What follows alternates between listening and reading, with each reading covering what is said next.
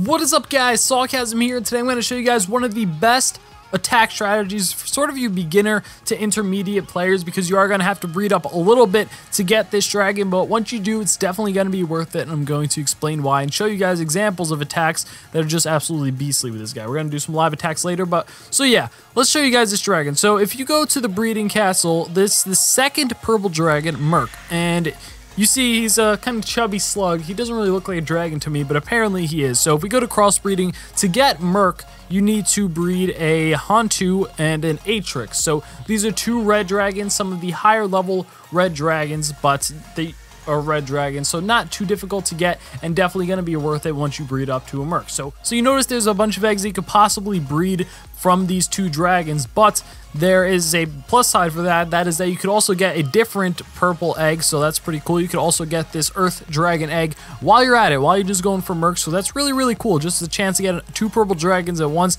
and probably when you're just starting out going for the purple dragons, it's better to go for two at one time anyway, so you're getting kind of double the efficiency, kind of. So this is Merc. If we take a look at his stats, we see that he has 5.5k damage per second and almost 31k health. This is at level 7, so his base stats aren't exactly this high, but similar range.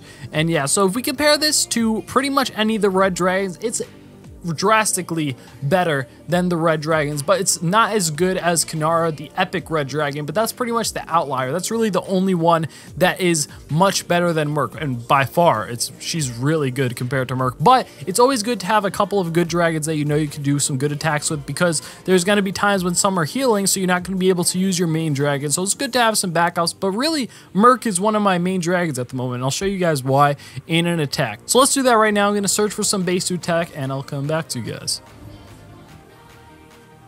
Okay, so this isn't too crazy of a base, but it's definitely something that we should be able to do really well with Merc on, so I'm going to show you guys exactly what the strategy is. So basically, with Merc, you want to be careful that you don't get poisoned from the ballista. That's the main thing, because if you get poisoned before you get out your summoned warrior dragon, then it's going to be a hard time for you, because the poison still does damage to you while your summoned warrior dragon is out. So you want to get that dragon out before they are really able to do too much damage to you, and then you can just pretty much tank everything else with that summoned warrior. So let's get right into it. So we're going to attack with Merc. I'm not even using any boosts, so this is just straight up with him. I'm going to invite my teammates, because honestly I think we're going to 100% it anyway. If they want to join for some free loot, they can.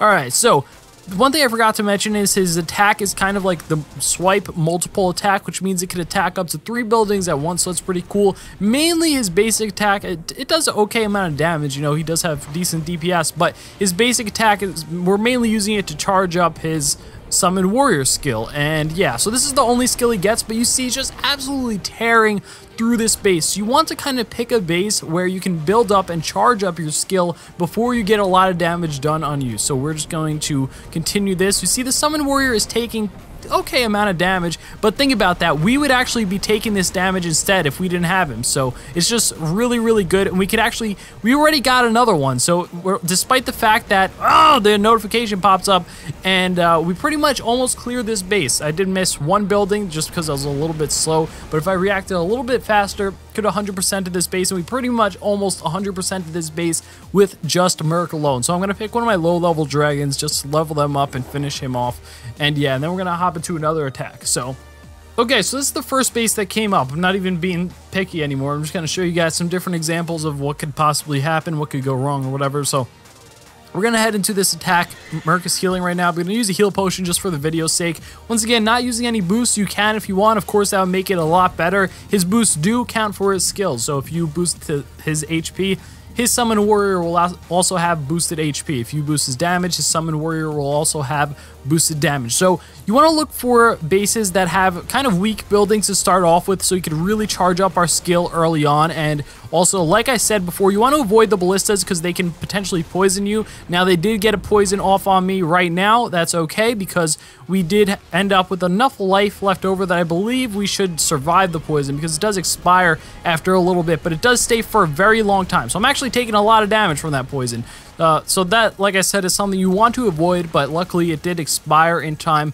So the problem with the poison is it's pretty much my main counter, because it could actually bring you to 0 health sometimes, depending on how low you get before you summon your dragon, before you can even you know, do a chunk of damage to the base. You see, here we go, second attack in a row, another, well, this time actually a legitimate 100%. Before it was kind of like a pseudo 100%, like we pretty much got the 100%, but I almost always 100% bases with this guy, like depending on the base. If it's super ridiculous, probably not, but at least he'll do a really good chunk of damage to the base, and then my other dragons will just finish it off, or he's just a good cleanup as well. So I usually like to use him first, but if you want to clean up with him, definitely works as well. So pretty good, not too great rewards, but it's all good. It's so good, baby, so gravy, baby. So yeah, I hope you guys did enjoy it. Let me know what you guys think about this attack strategy. Let me know if you guys have any attack strategies of your own or anything you would like me to go over in a future video of War Dragons. Don't forget to leave a like rating. Let me know what you think about the webcam. I know I just said let me know what you think about all this stuff, and subscribe if you're new. With that said, thanks for watching.